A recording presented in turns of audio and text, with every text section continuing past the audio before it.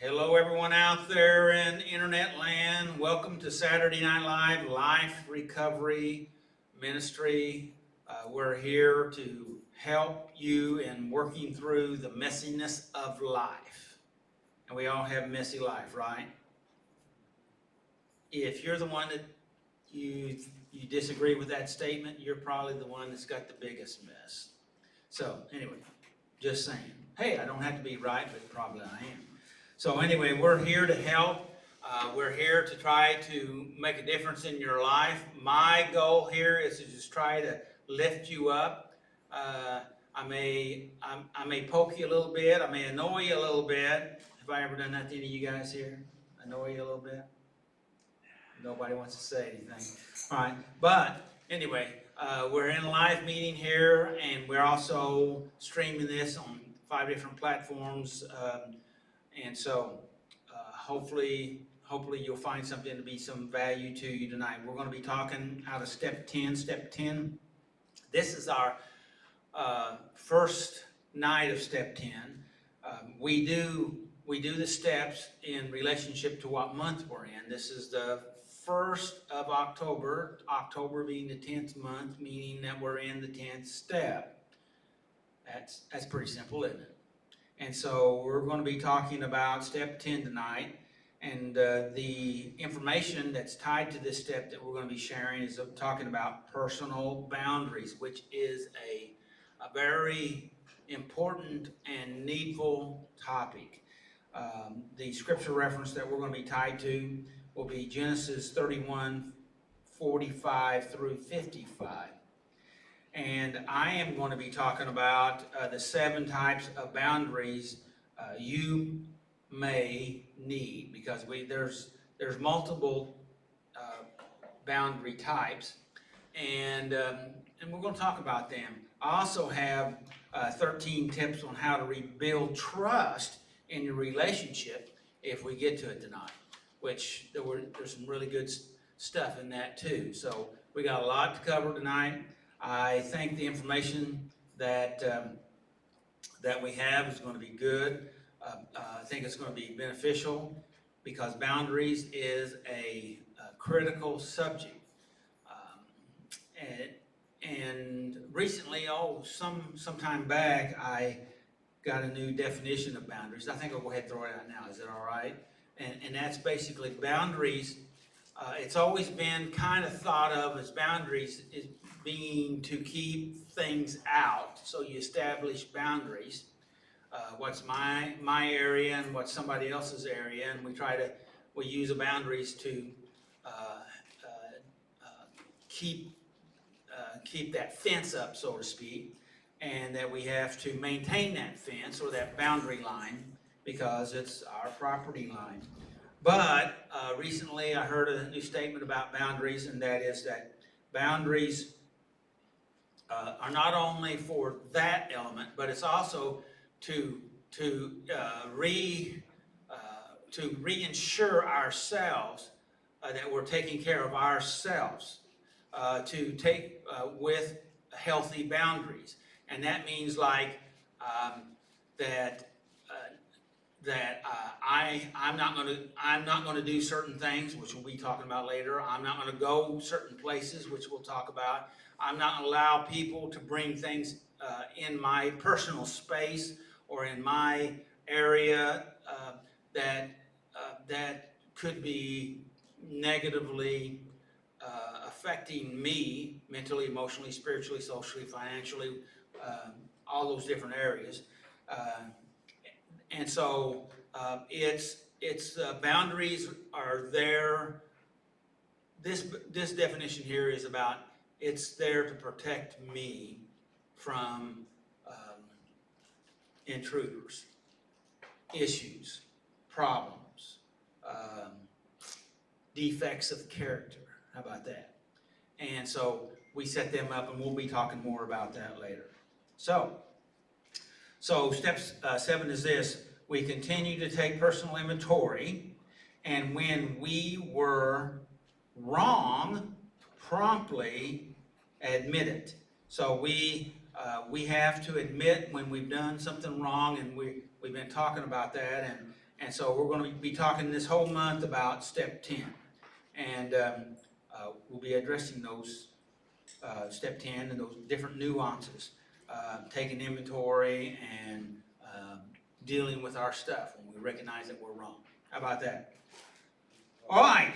Are you ready for a thought or a quote? This is a thought and a quote lumped into one. All right. Are you ready? You have to put your thinking hat on. Are you ready? Tommy.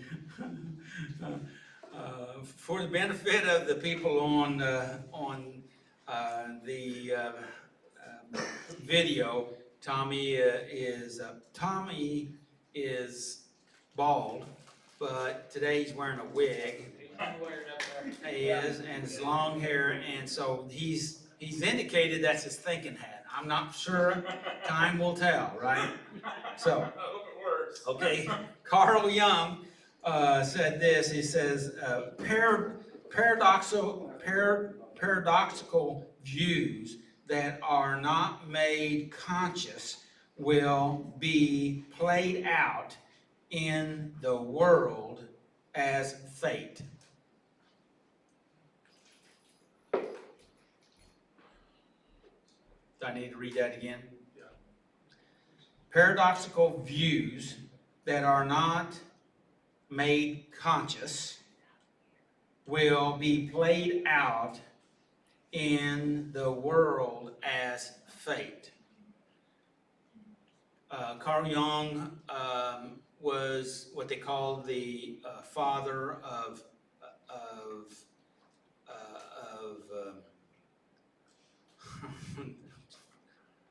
my mind went blank there, of psychology. There's a lot that he has gone through, and so what this means, at least the way that I understand it, that let me throw it out as a question to start off with. Paradoxical views.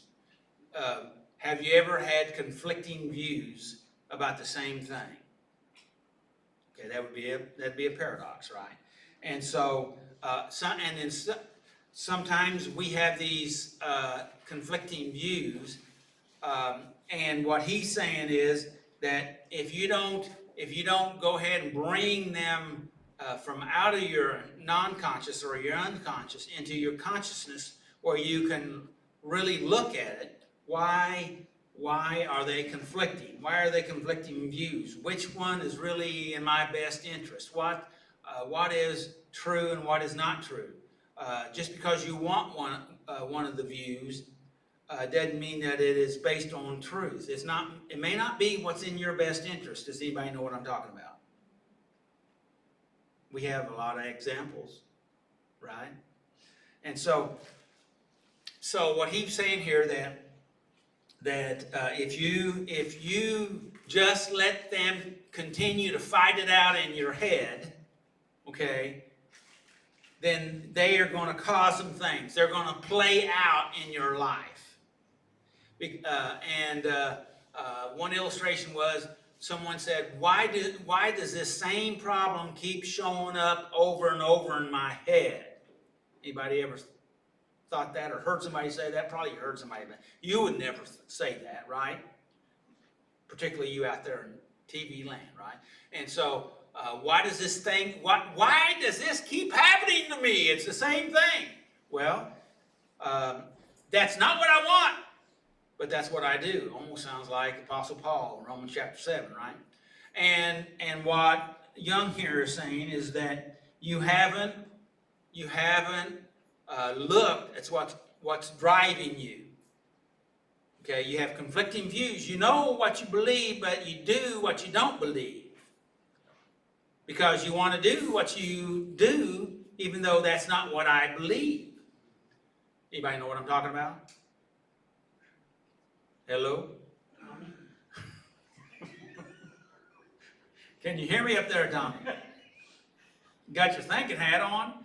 And so, anyway, so what he says, that if you don't process these and bring it from fighting in your brain and go ahead and resolve this, even if you still hold the same two views and you really look at them, that's going to begin to make a shift, right? He doesn't say that, but I believe that to be so.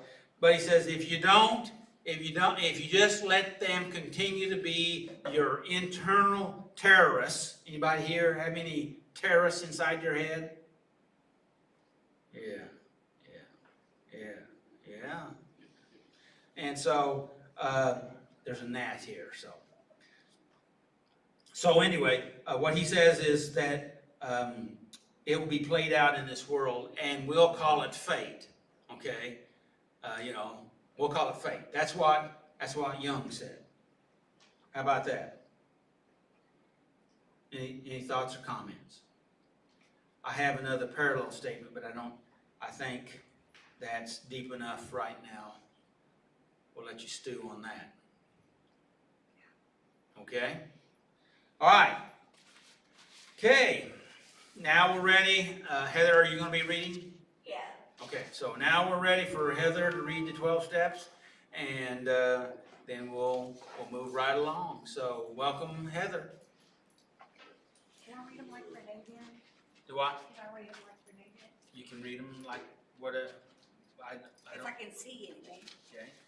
How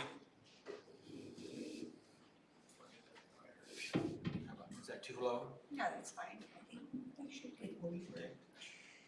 Hello, everybody. So number one, we admitted that we were powerless over our problems and that our lives had become unmanageable. Romans 7:18, I know that nothing good lives in me. I want to do what is right, but I can't. Step 2, we came to believe that a power greater than ourselves could restore us to sanity. Philippians 2:13. God is working in us, giving you the desires and the power to do what pleases Him. 3, we made a decision to turn our wills and our lives over to the care of God. Romans 12:1 says, Dear brothers and sisters, I plead with you to give your bodies to God because of all He has done for you. Let them be a living and holy sacrifice, and the kind He will find acceptable. Step 4, we made a searching and fearless moral inventory of ourselves. Lamentations 3:40 says, let us test and examine our ways, and let us turn back to the Lord. Step 5 says, we admitted to God, to ourselves, and to another human being the exact nature of our wrongs. James 5:16.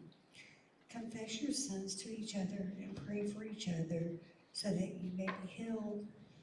Number 6, we were in turn ready to have God remove these defects of character. James 4:10. Humble yourselves before the Lord, and He will lift you up in honor. Step 7, we humbly ask God to remove our shortcomings. 1 John 1:9. If we do confess our sins to Him, He is faithful and just to forgive us our sins and to cleanse us from all wickedness. Step 8 says, we made a list of all the persons we had harmed and became willing to make amends to them all. Luke 6:31. Do to the others as you would like them to do to you. Step 9. We made direct amends to such people wherever possible, except when to do so would injure them or others. Matthew 5:23. If you are presenting a sacrifice at the altar and someone has something against you, leave your sacrifice there at the altar. Go and be reconciled to that person. Then come and offer your sacrifice to God. Step 10. We continue to take personal inventory, and when we were wrong, promptly admitted it. 1 Corinthians 10:12 says, if you think you are standing strong, be careful not to fall. Step 11. We sought through prayer and meditation to improve our conscious contact with God, praying only for knowledge of His will for us, and the power to carry it out. Colossians 4:2. Devote yourselves to prayer with an alert mind and a thankful heart. Step 12. Having had a spiritual awakening as a result of these steps, we try to carry this message to others and to practice these principles in all our affairs. Galatians 6:1. Dear brothers and sisters, if another believer is overcome by some sin, you who are godly should gently and humbly help that person back onto the right path, and be careful not to fall into the same temptation yourself. Thank you, Heather. Hello, everybody. Hi, Tommy. Hi. This is not Hair Club for Men. I love it. It's hot in there.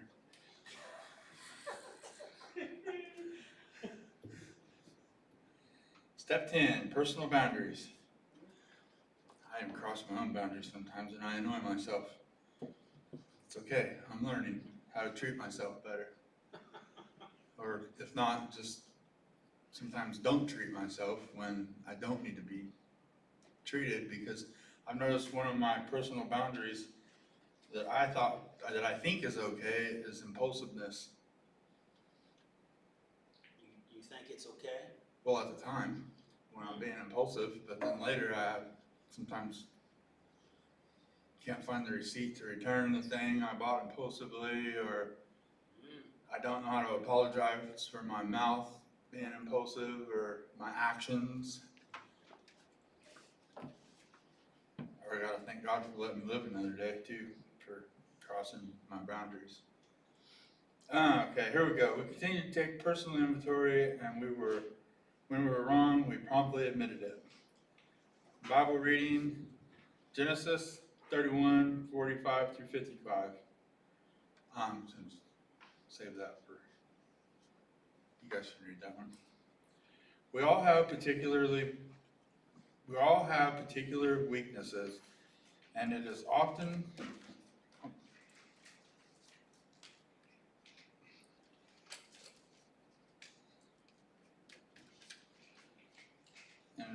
helpful to establish personal boundary lines to support these weaker areas. We may need to clearly define our commitments to others. We may need to agree on certain limitations in order to maintain peace. Once the boundaries have been established, honesty is needed to maintain them. An assessment of our honesty is keeping our commitments needs to be a regular part of our everyday life. Jacob and his father-in-law, Laban, had some conflicts.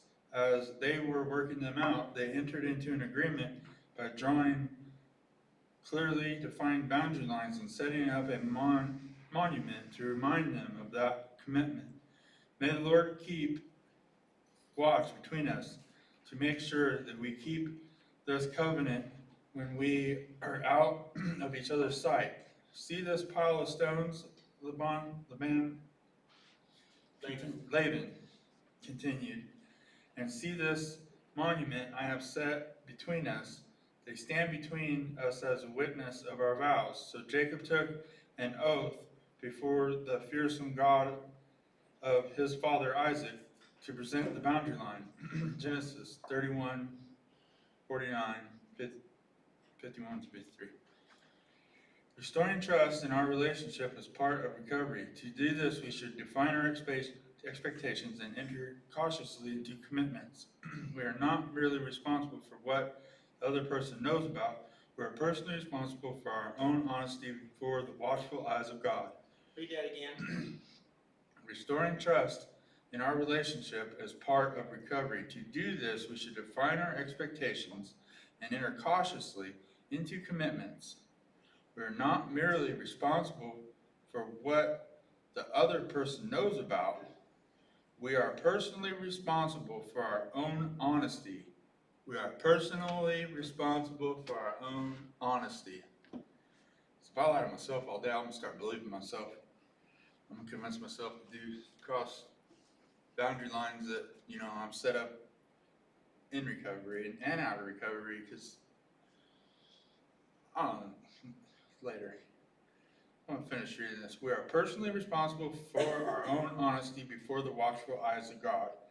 These relational commitments are not to be entered into lightly, but when we make them, they must be diligently maintained. Vigilantly. Diligently. Vigilantly maintained.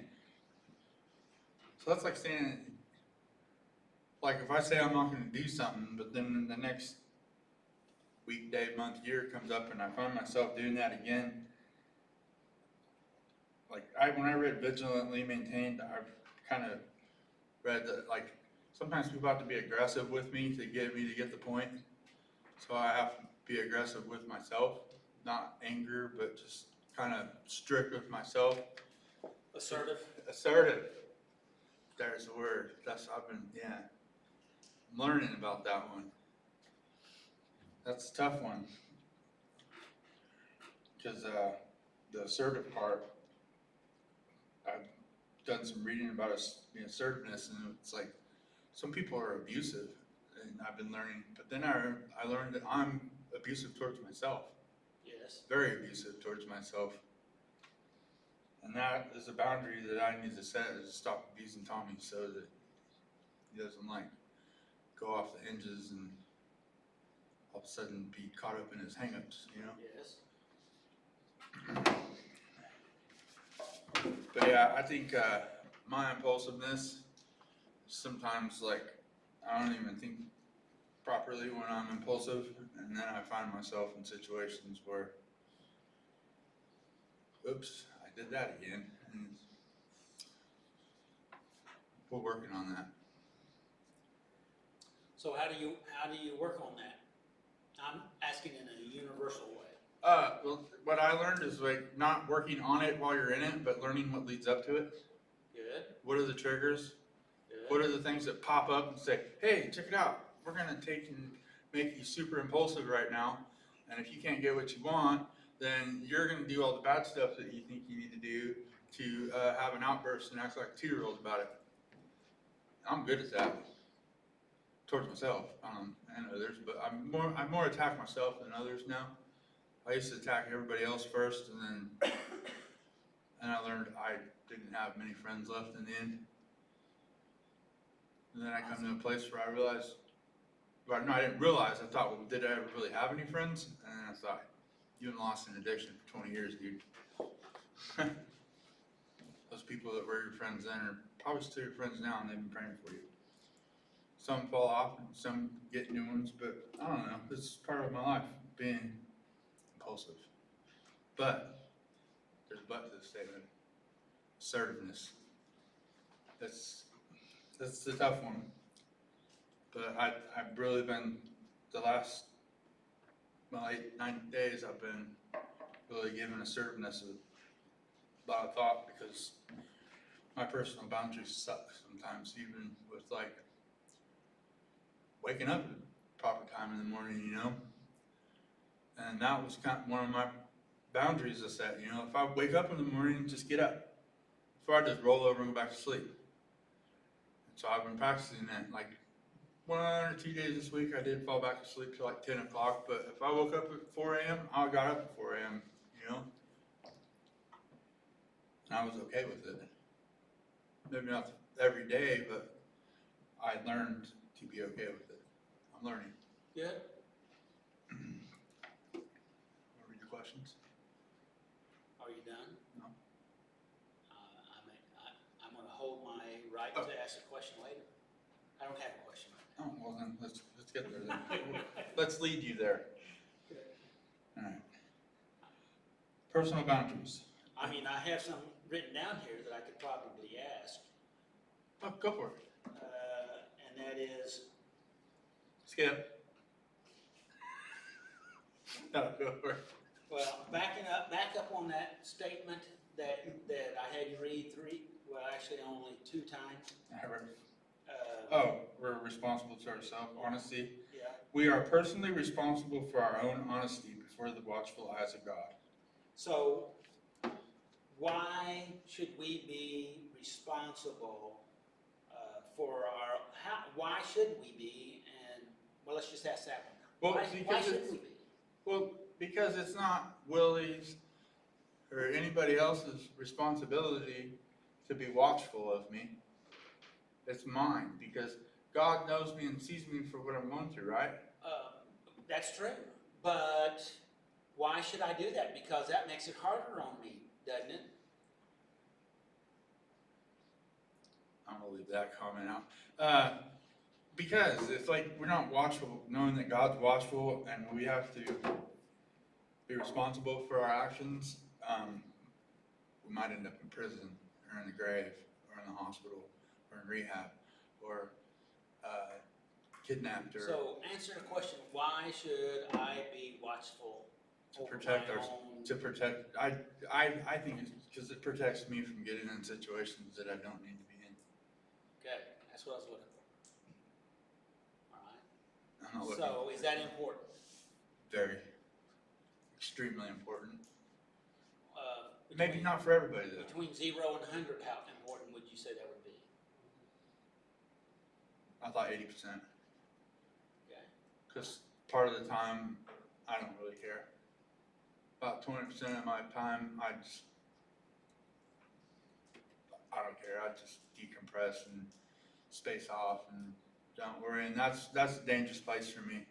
So what they're talking about here is talking about, relationships. The next line here about, our relationships and our commitments we make in relationships. How many times have we made commitments in relationships and then break them? Okay, and why should we be vigilant? I can't even say it now. Vigilant. Vigilantes.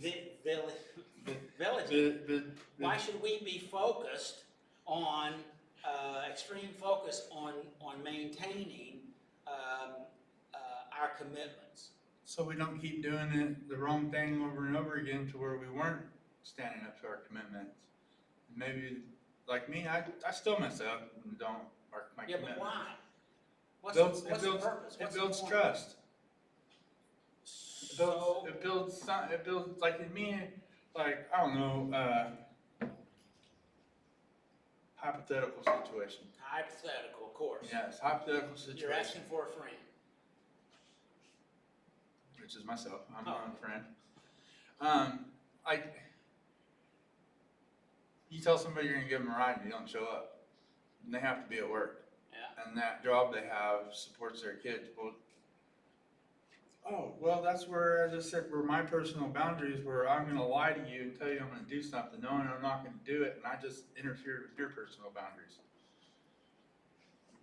But And what does that do to the relationship? some most times ruins it, and they won't ask for your help, or you don't offer, and then you're like, I don't know. I thought about like the guy or the girl that beats up their spouse, and then they always buy them roses, you know.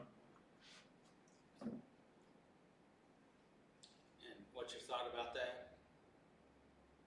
Sometimes the only way to fix it is to stop saying you're gonna do something that you know you're not gonna do. Right. Tommy. Like keeping your word. Keep your word, yeah. To others and to yourself. Something I tell myself often is say what you mean and do what you say. Yeah, that's a good one.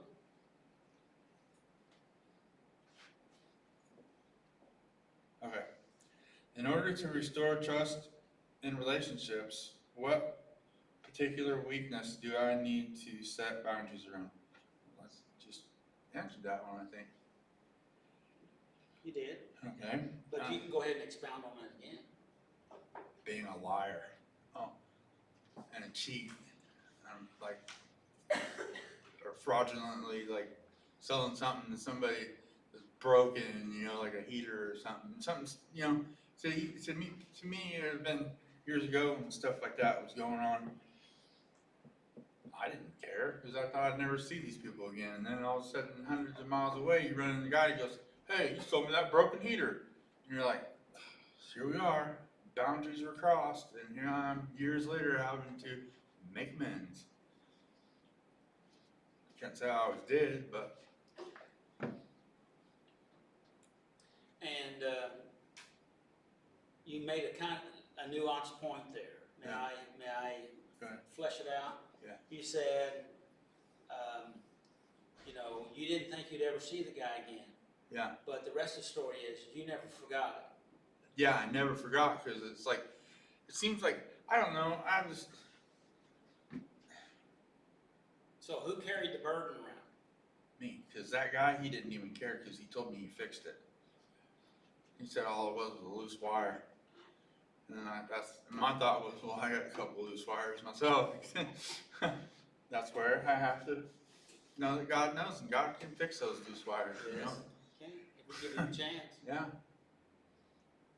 I was telling Will and Allie, I says, I'd rather be clean. Well, his shirt said clean and serene. And I said, I'd rather be clean and serene and kind of crazy than high and all the way crazy. I don't have a problem with that. Thank you. I don't either. Okay, huh? But what's good for today and tomorrow may not be where you want to be in a week or in a month or in a year. No, because I'm working through some stuff right now that I didn't think I'd have to come back around this avenue again. Yeah. And it's just weird to be where I'm at again. But it's okay because my brain and my heart seen it for what I'm going through right now, seen it for a little more than why it happens, Why why things occurred the way they occurred, is that what you're saying? Yes. Okay. And then And that is so important. but then my brain, my mind goes off on a tangent and says, well, if you go this way and that way, you wouldn't have found this out and that out, and you wouldn't have this. And it's like the mind tries to justify having gone where I just went. It has to. Yeah, but the heart just says, it happened like it happened, now just get better. Yeah. And you just described another one of those paradoxes that we were talking about earlier. Huh. Okay? And going ahead and working through it. And your statement right there was part of your statement of processing it and reaching a conclusion. Wait a minute, that happened, let's go forward. Huh. And that sets you free from the pressure of the chatter in your brain.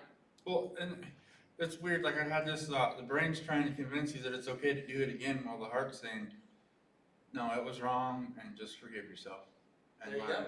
Yeah. And the brain's like, no, but we want you to try it again. Yeah. And another reason why our brain does that to us is because it wants to maintain the status quo. And it doesn't care if it kills you or not. Yeah, That's our statement, yeah, but that's... it's true. Would you verify that being as true? Yes. Because I'm living through it right now. Okay. Is there a trusted person to whom I can clearly define my commitments? Another paradox here. My mind says no. My heart says yes, several. There's probably, I probably count them on one hand, but there's a few. Some of them wouldn't understand some of the parts of it. And then the other ones understand the parts that those people don't understand, and I just have to be careful. That's where my personal boundaries come in. I have to know if what I'm going to say to a certain person is going to make sense to them, because it might not make sense to them, but it will make sense to the other trusted person. Who? Well, I know who they are, and the more that I get out of my bad thinking, or what do you call it, stinking thinking, I realize that there's more trusted people than I ever realized. Right. What commitments am I willing to make?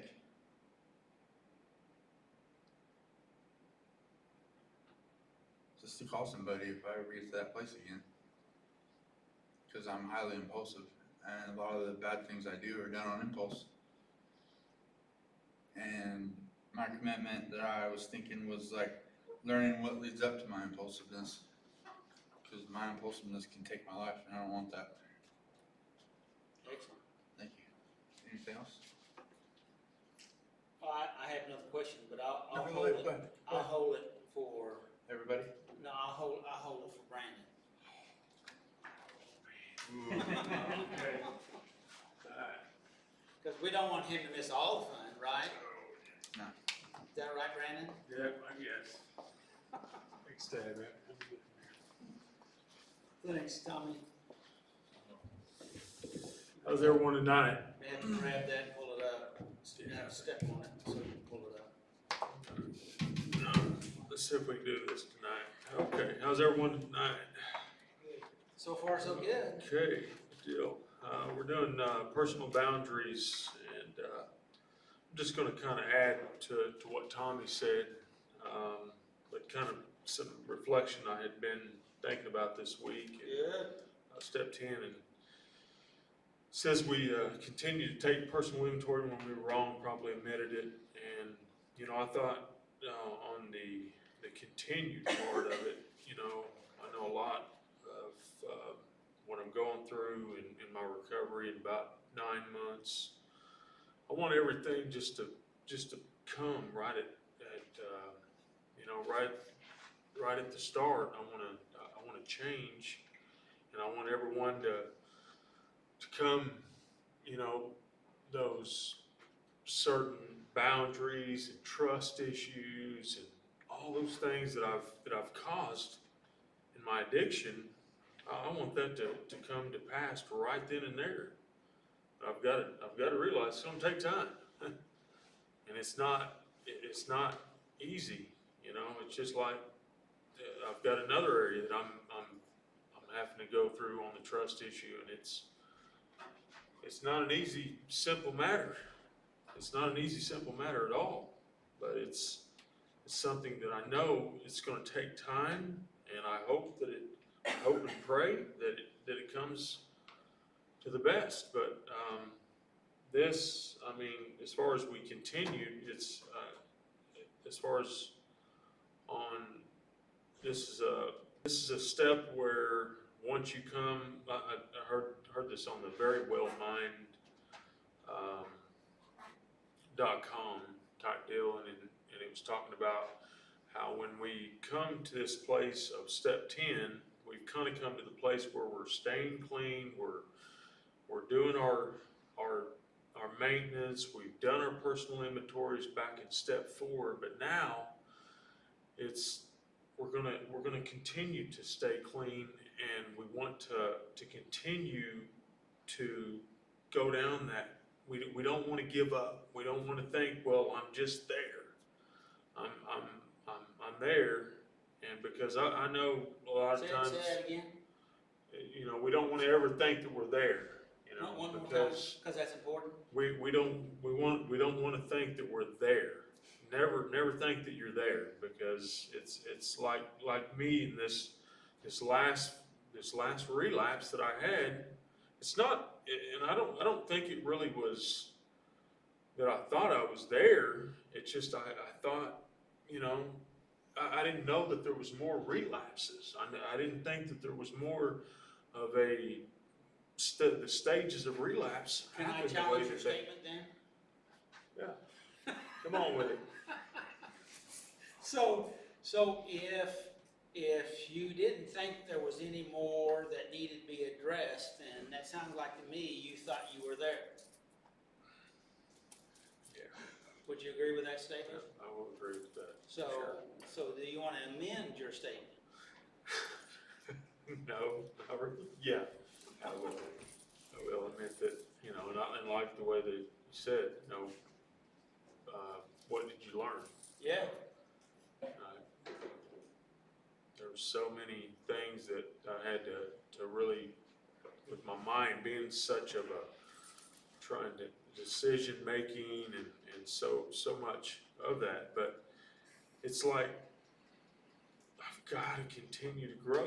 I've got to, I'm never really there, and even this, back here in 88 of the Life Recovery Workbook, it says, step 10 is the first of the maintenance set. I won't read it all, but I'm just gonna kind of sketch over it here. It says, we have faced our powerlessness and utter dependence on God for our recovery and serenity. It says, we have accessed our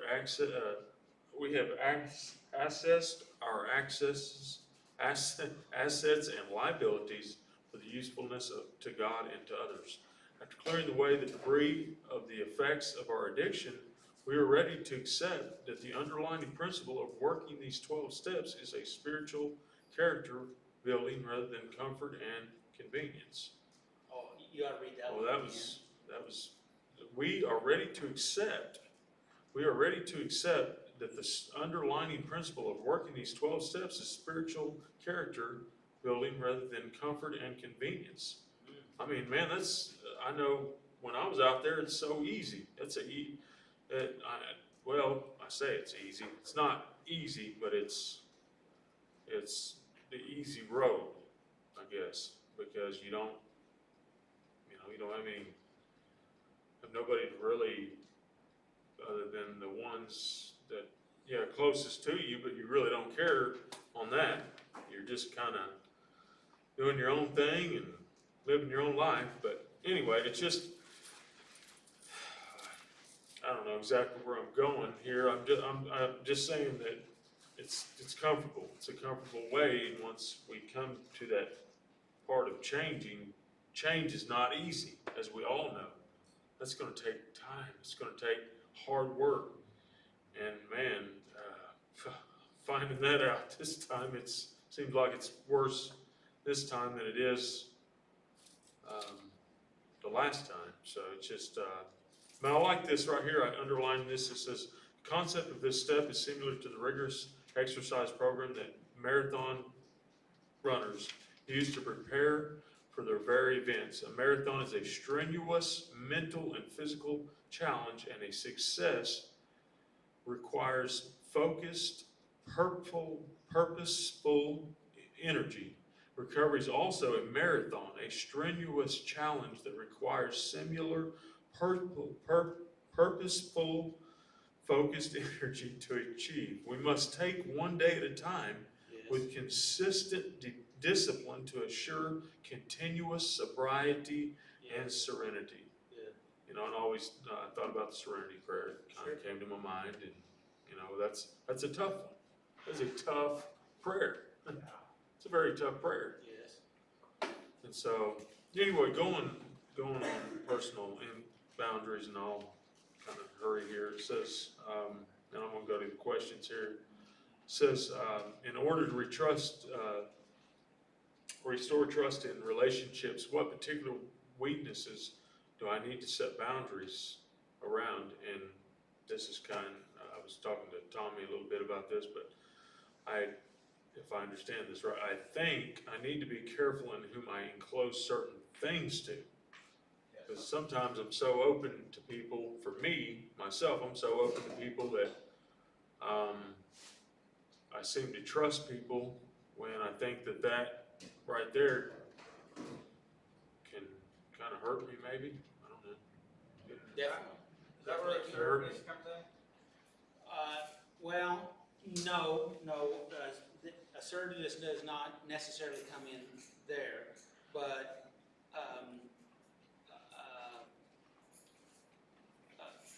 real trust you can only have real trust based on relationship. Yeah. And if you don't have a trusting relationship, then you have an untrustworthy relationship. And if you don't know, if you haven't built a trusting relationship with somebody, and it takes time and it takes work, does that make sense?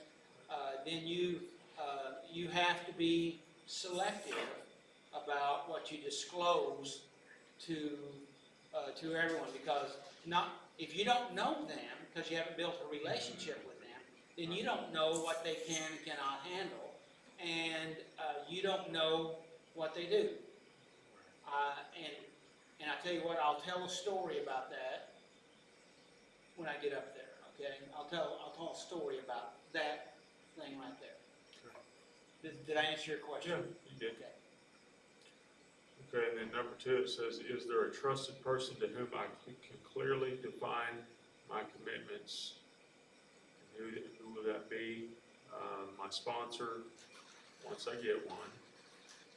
And then be willing and open to the change. Who will that be? Possible somebody from, that's went through the steps, or maybe a pastor. I would say my wife. I would like that to be. It's just kind of dealing with some trust issues there with her, so it's kind of, she's never had to, or went down the road of. Well, I mean, it is what it is. And, the fact of it is, and my story will speak to this, you can't trust everybody the same. And having simplistic trust is basically what you described in the opening, is that I should be able to trust you, so therefore I will. That's simplistic. That's dangerous. Yeah. Anyways, with that, it's all about, and then it says, what commitments am I willing to make? And just, I want it to be, and I'm open to the change that I need to make, whatever that, being willing to,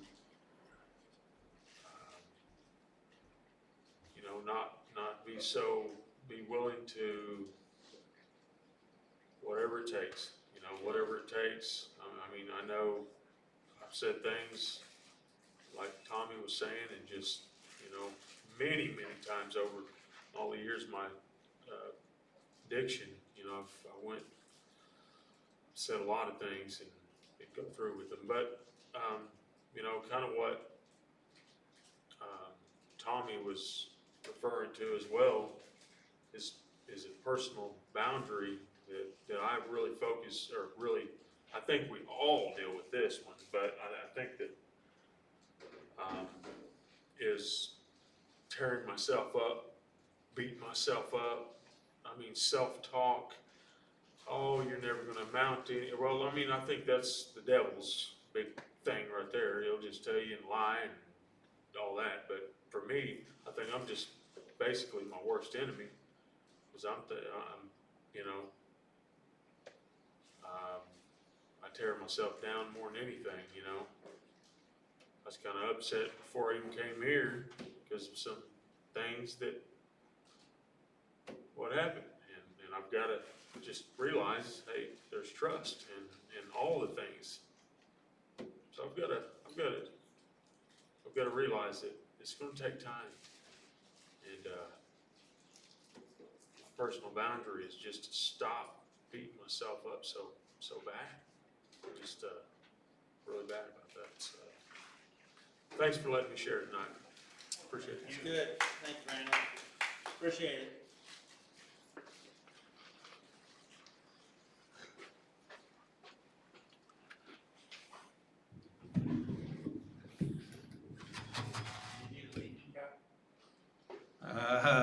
Probably. I want to welcome our new guy that came in here. I'm glad you're here, back in the bag. And so I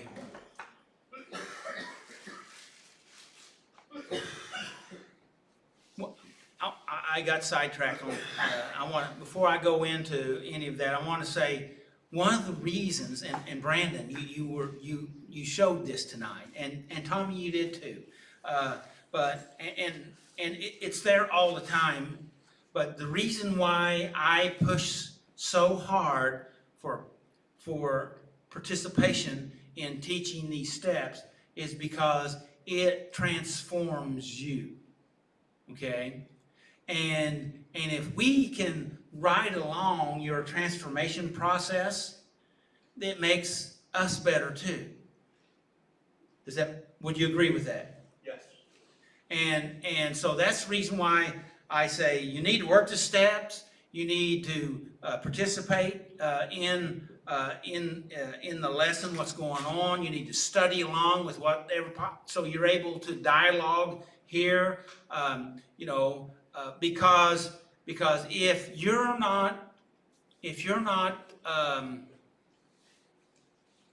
taking the opportunity for these moments, because we never know when the window opens up for opportunity of transformation or enlightenment. Okay? Isn't that true? And I think I saw one just a little bit with you there, Brandon, while you were talking here. Now, I may be wrong, but I think I saw a crack of one there. And that excites me when I see that. Does that make sense? Maybe it doesn't make sense, but that's why one of the things I live for, okay, is because I see that that's making a difference in your life. Now, people want there to be miraculously transformation, and with almost 50 years of experience, those shooting stars usually don't last very long. Anybody know what I'm talking about? They flare up, fly off, and burn out. I don't want that burn out. Okay, I don't want that either. About how long does it take you to work this out? Me? Or you just on the. Well, it takes me about between 8 to 16 hours. 8 to 16 hours? Yeah. I'm ready to get a book, another book. We have one, I have one, but I want to get another one from along. But see, I don't expect you guys to do that, all right? But even if I can get you to do an hour, hour and a half to 2 hours, which may be pushing it, okay?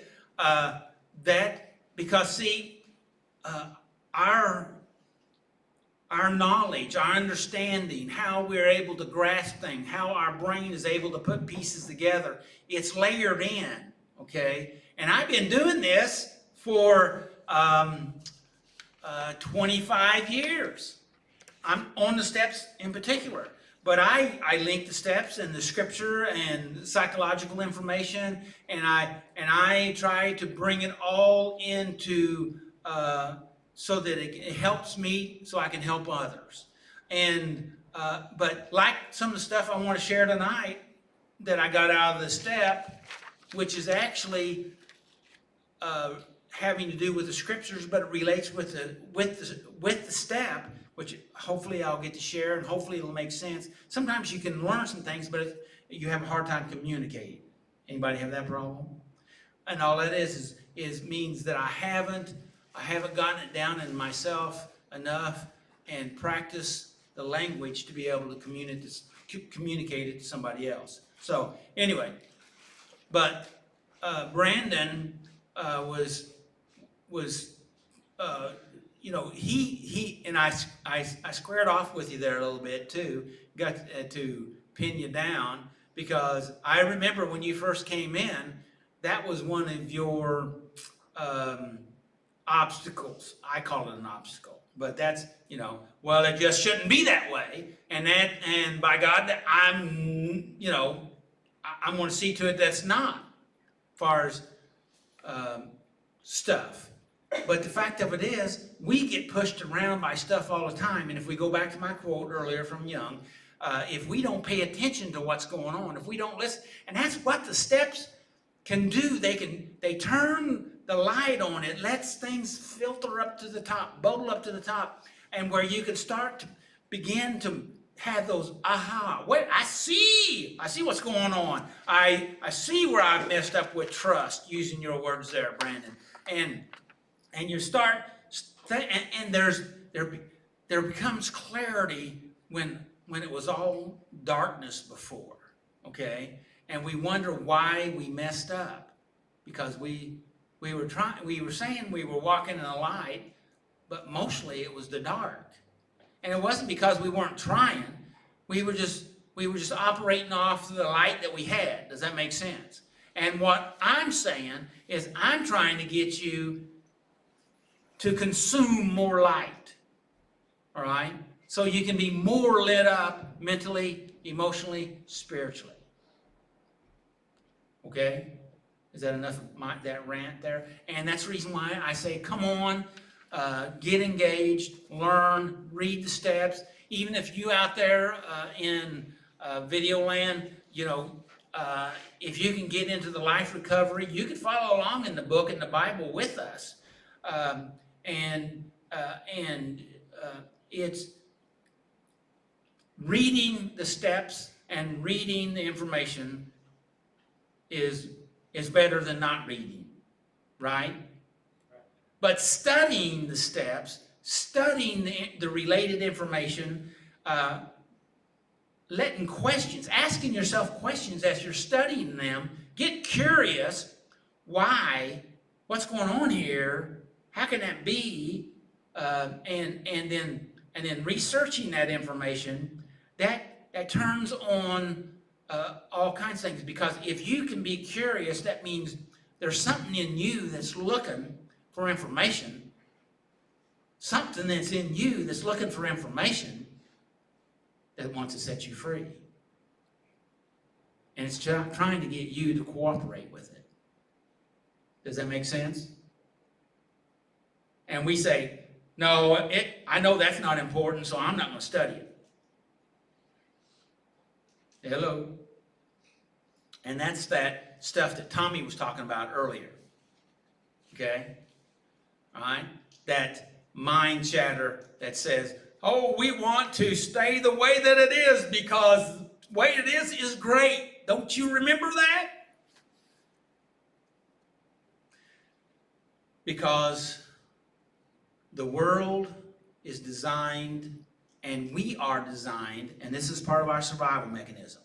And this goes back to what Brandon was saying, was to seek pleasure and avoid pain. Okay? That's a survival mechanism.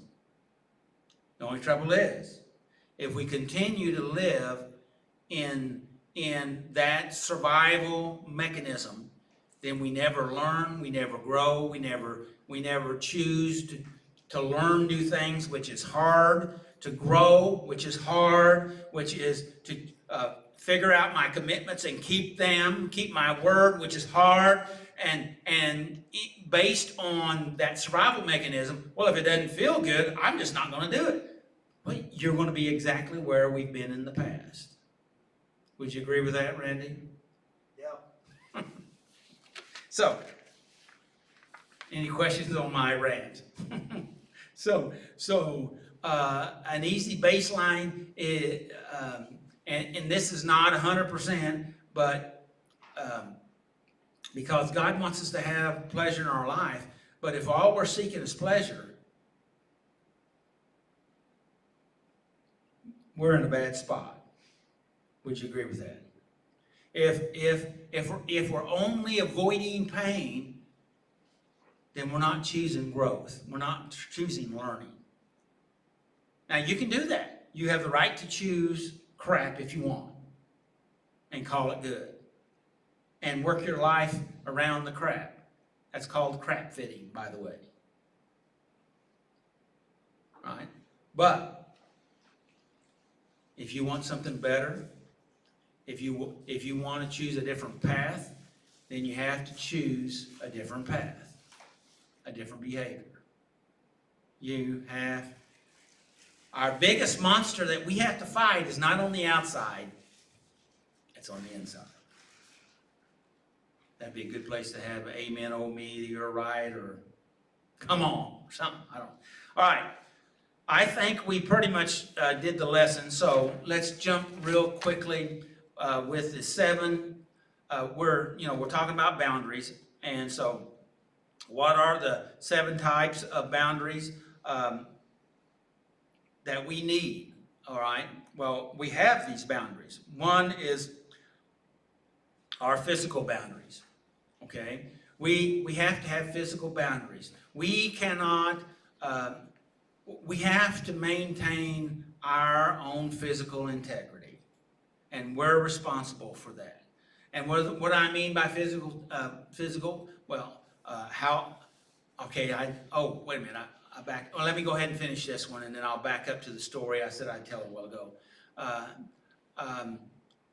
And this just flashed in my head. I had a lady in church many years ago, probably 15 or 20 years ago, maybe more, I don't remember, I lose track of time.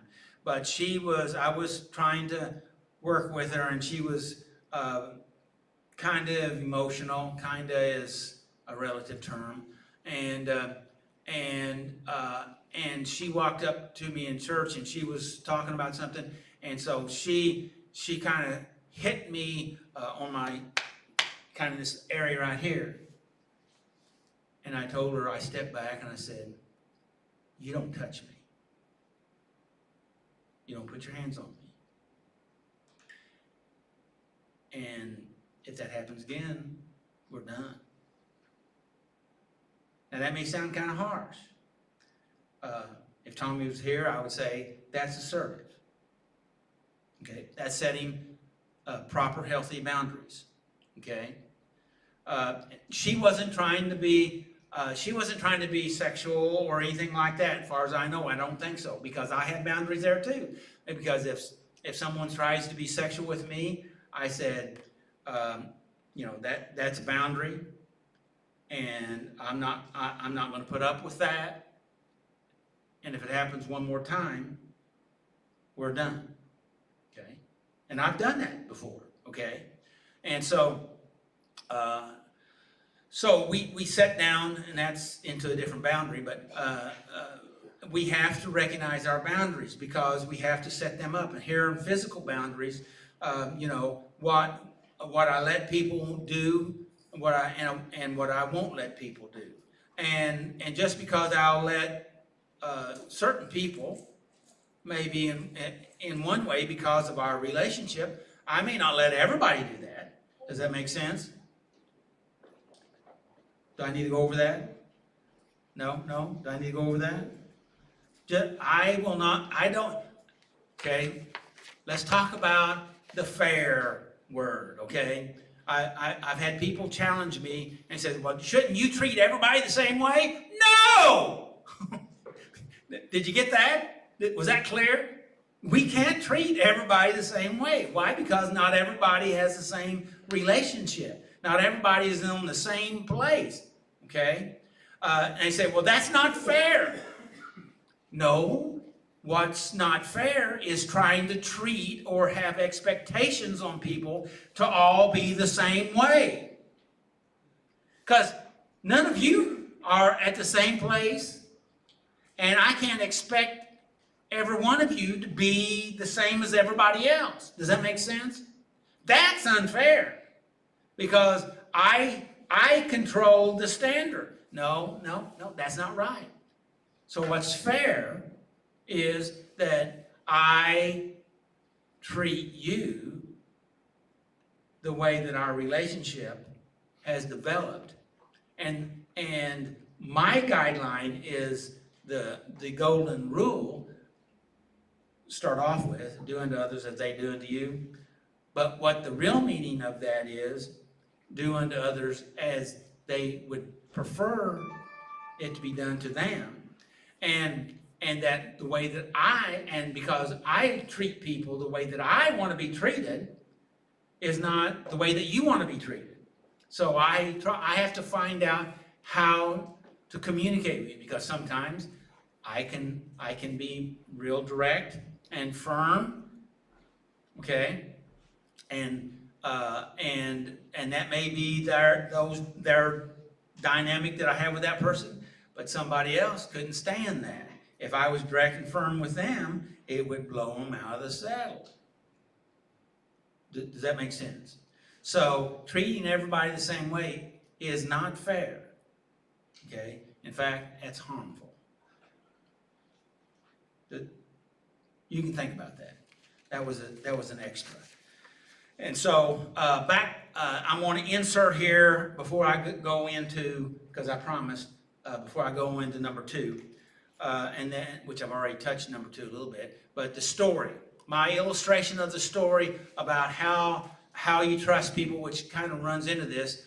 I had a friend of mine tell me this story. He worked in a plant, and we were talking about some of this fairness deal and being able to trust people, and I can't trust everybody the same because everybody's not the same, right? Hello? Hello?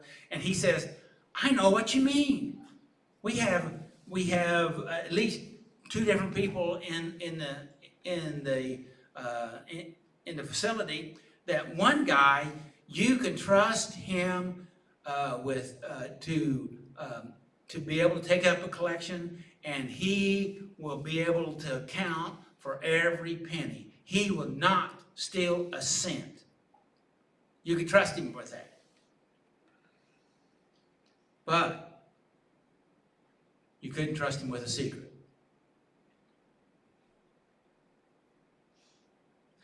He could trust him with taking up an offering for maybe somebody is sick or whatever, and no worries about that. But he found out that he couldn't tell him any private information because.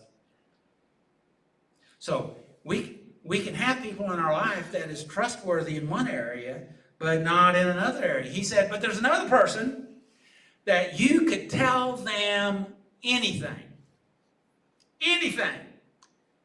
and it would not go any further. I wonder how he found this out with people.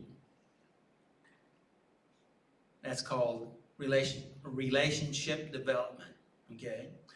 He said, but I couldn't trust them to take up the money. All right? So one would keep a secret but steal the money. The other one would not steal the money but couldn't keep the secret. And they were good people. They had just some defects of character, right? You know anybody like that?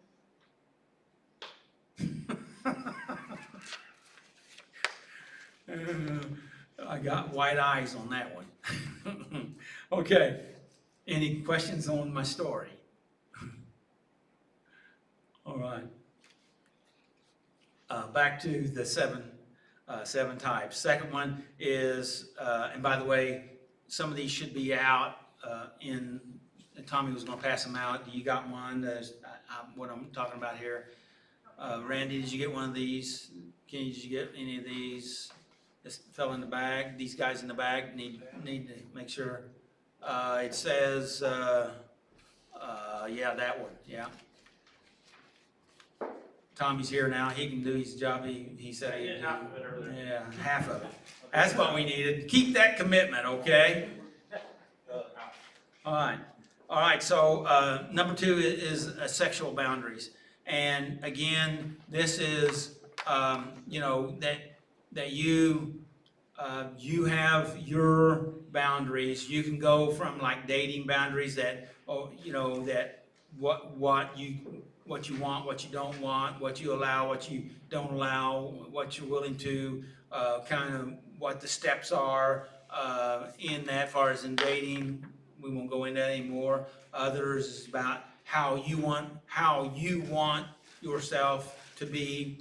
I remember many years ago, I had a fella that had been divorced many years, and he was going to get married, and he said, well, I have a personal boundary about not having sex before we get married. And I said, okay, that's good. I said, well, but that's not kind of the way she feels about it. And I said, okay. And I just paused. I'm not going to tell, have you ever noticed I don't tell you what to do? I make some big suggestions, but I don't tell you what to do. And so then finally he asked the question, what should I do? I said, well, I think you guys ought to talk about it.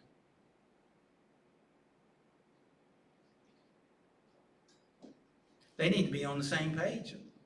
if they're going to get married. Wouldn't you agree with that? Or at least be closer in what they want. And maybe he just assumed that's what she wanted. Maybe, I don't know. I don't know, how our brain works, and so sometimes we can be so hard against something, and we think anytime anybody gets close to my boundary, we go into a reaction. Do you know what I'm talking about? Alert, alert, alert, warning, warning, warning, throw the shields up! You know what I'm talking about? Blow them out of the water! How'd that work out for you? So anyway, but things seem to smooth out. What happened? I don't know. You know why? Because I don't ask. I don't stick my nose into your business. If you want to know something, you have to ask me. Have you ever noticed that? Okay, I'll go on. All right, emotional and mental boundaries. We have emotional, how I feel and what I want to feel, and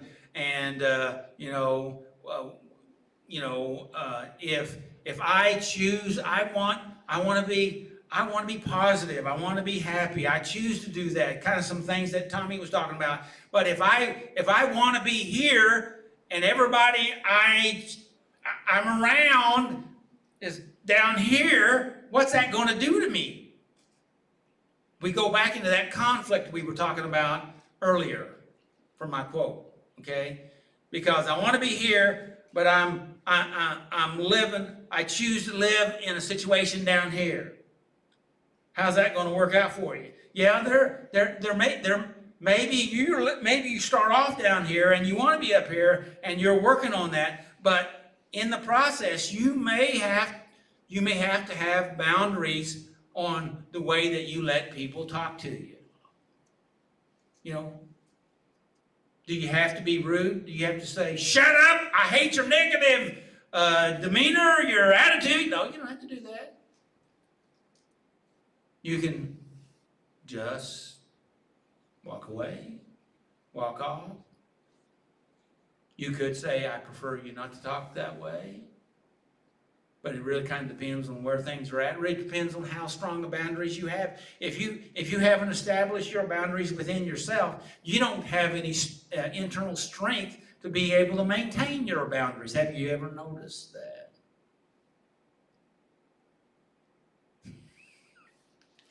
Only got one nod. Okay. I know. I got it. How do I know that? Because we're all human. And so you have mental boundaries,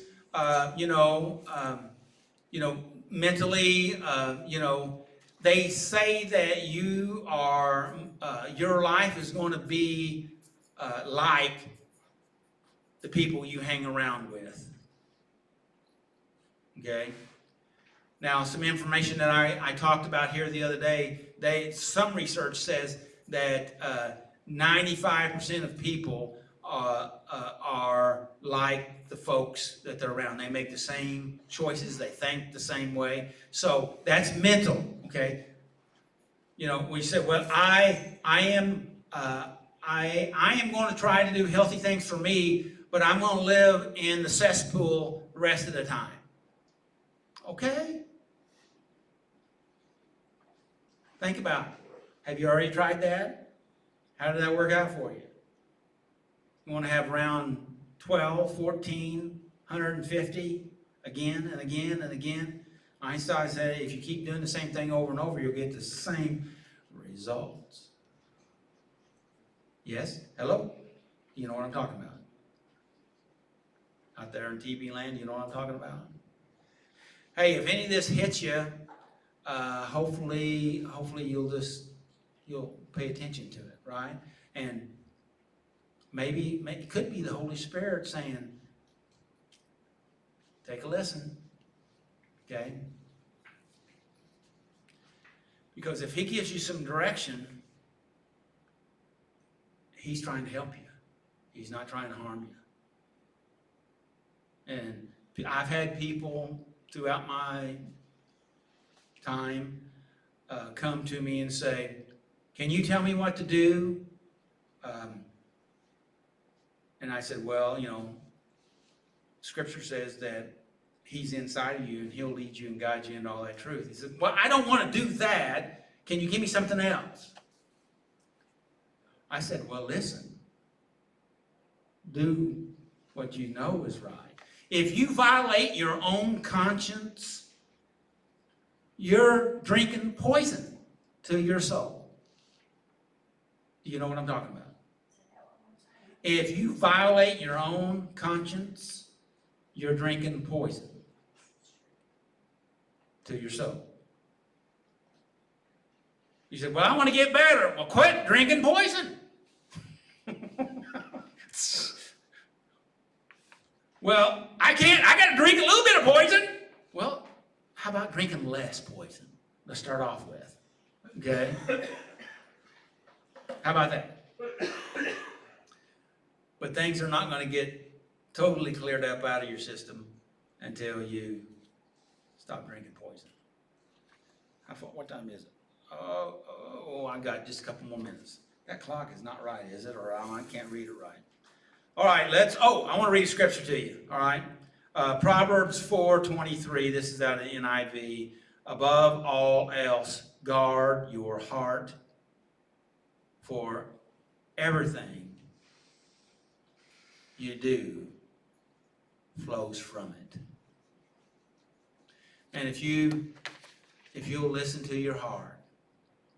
I know we're in a thinking society, and we think cognitive growth is where it's all at, and I've lived that way a lot in my life. Okay, and the fact of it is, you don't have to be smart to be in peace.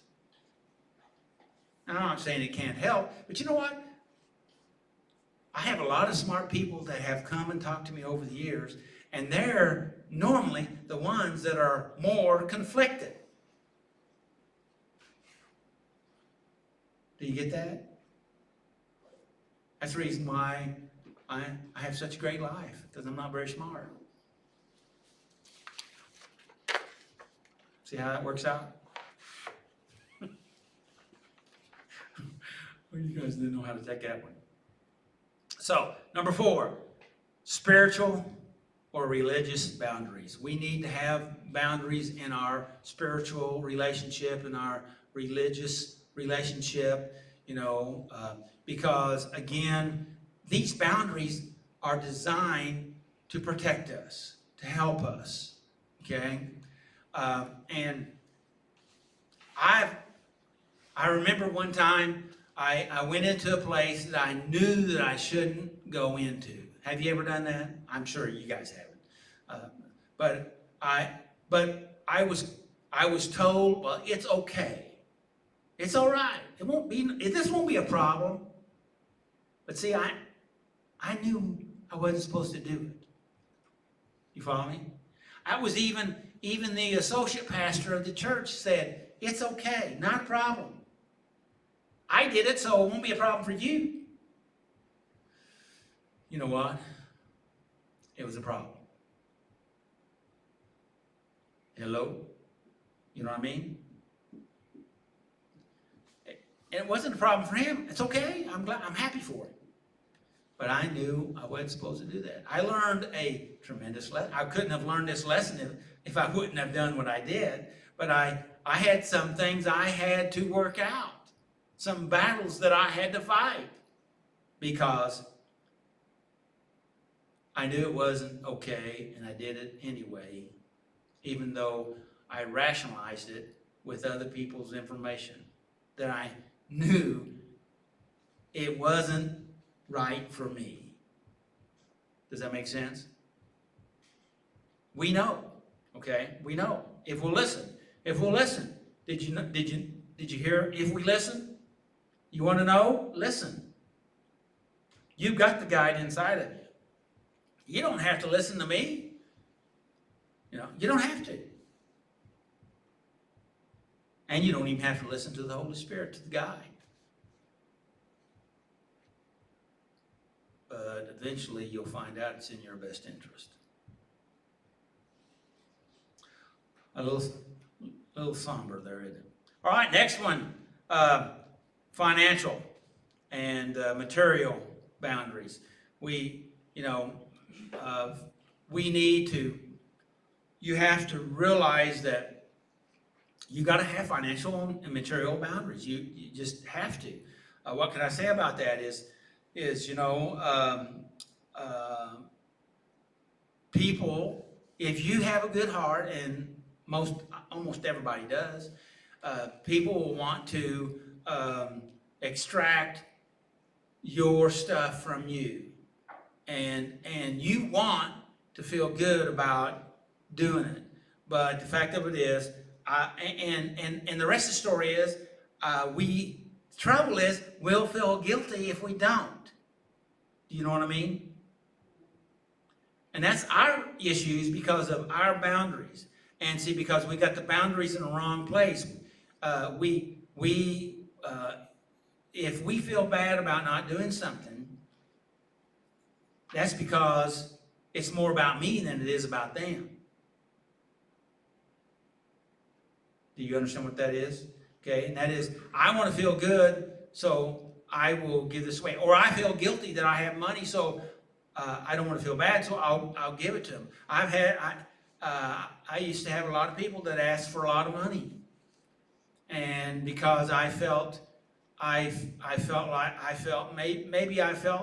guilty for having the money, because of course there was a time in my life I didn't have any money, okay, zero money,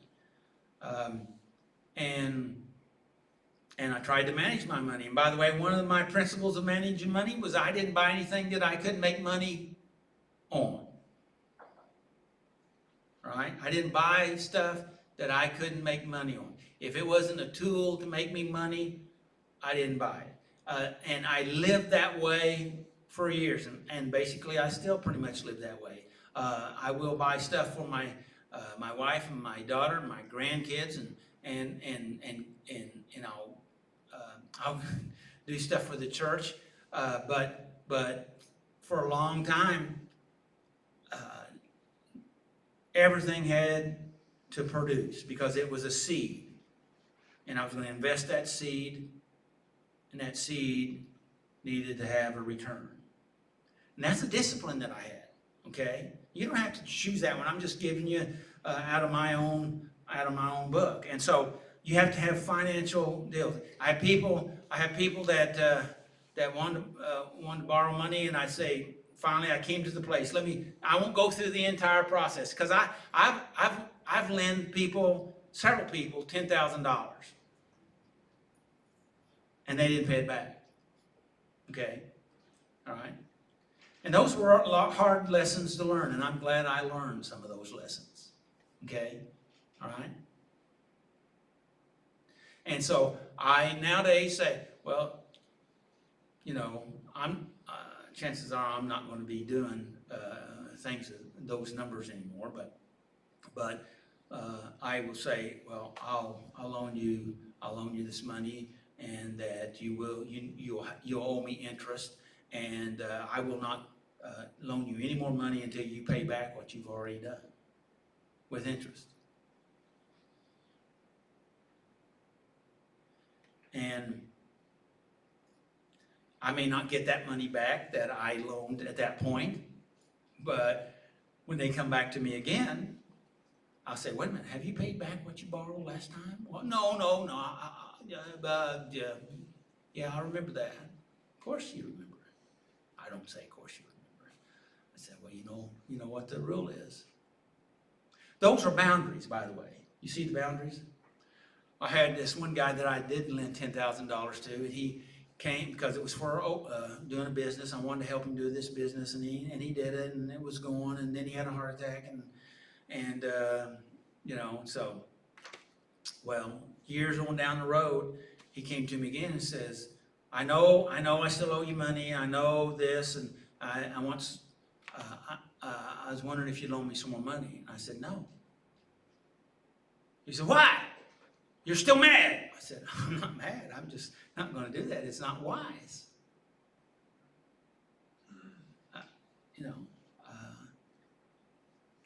you were a friend. I want you to be a friend, but we're not going to go down that road again. Those were boundaries. Was that a hard boundary? Yeah, it was, because I didn't want to have to do that. But it's unhealthy for me if I go ahead and do that. Does that make sense? Okay, so time boundaries. I have people all the time that want time, and there are some people that I want to give time to because I'm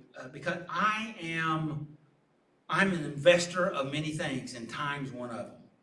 Okay, I invest my time with you all. I invest, and I do that with the idea that it will produce something and there will be a return. Not that it comes back to me, because my rule is I want to help you and I want you to help others. That's the way it is, and that's my I'm trying to pay it forward type of thing. And so I invest my time, and there are some people that are time stealer, and sometimes they'll come to my office, and if they're a real time stealer, I don't let them come to my office. I meet them up front.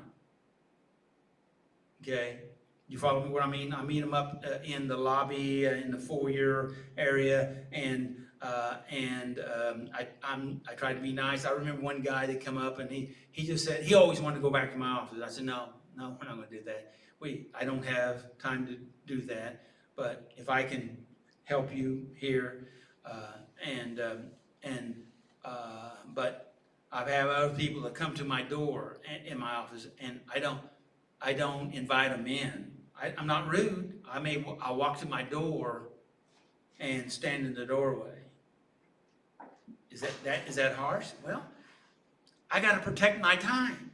You understand? Okay.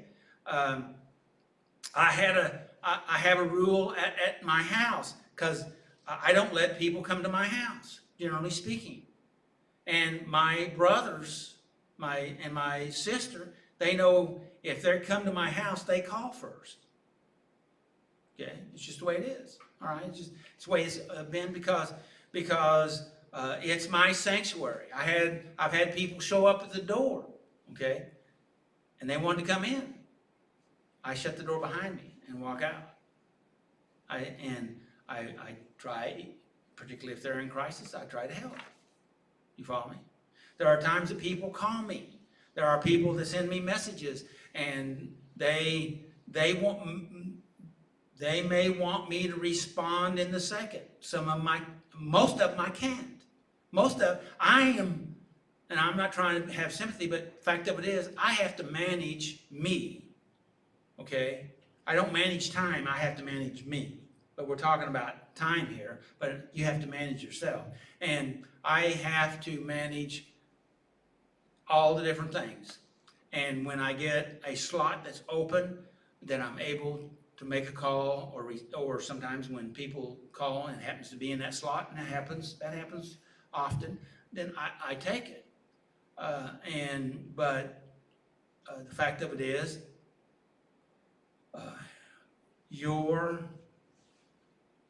let's see if I can lighten this up a little bit. I don't know how to say it. Your crisis doesn't place a demand, an absolute demand on my time. I am willing to try to help, but your crisis doesn't mean that I have to jump when you say. You say, well, they may not like you. Well, they may not. But you know what? The bottom line here is that I have to live with me, and I have to live with my family, and I have to live because family is so important to our life dynamics that keeps us, and I really need to talk about this, that keeps us in a state of peace or harmony, that we become balanced mentally, emotionally, and spiritually. Family and friends and faith and our work, they have to be balanced out, or we're going to get unbalanced.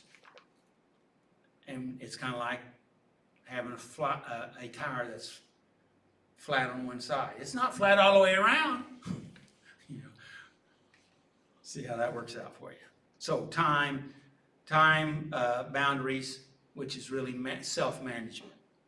All right, and unnegotiable boundaries. And that is where and a lot of these physical boundaries I have, yes, I have some. Sexual boundaries, yes, I have some. Mental, emotional, yes, I have some.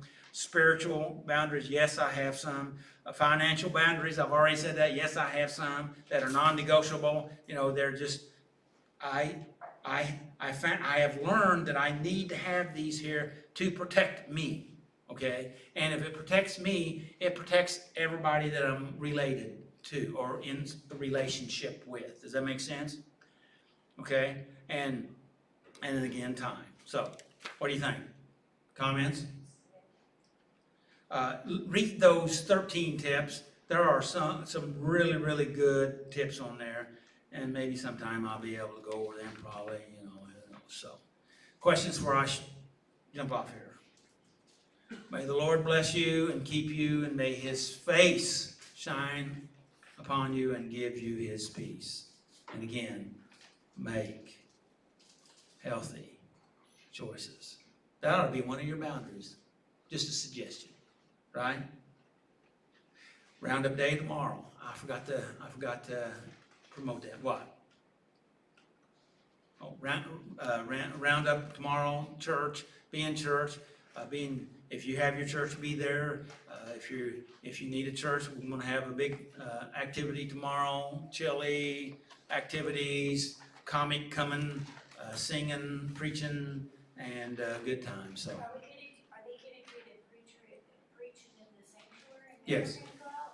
Yes. Okay. Everything's in the sanctuary until 12 o'clock or whenever they dismiss in the sanctuary. Then we'll go outside. And then we'll be eating of no chili or any of the activities on the parking lot until service is over. And where's everybody gonna be parking? Wherever they find a place. Some of the parking lot will be open, and then we have multiple other parking lots around. Okay? I'm gone. Good night.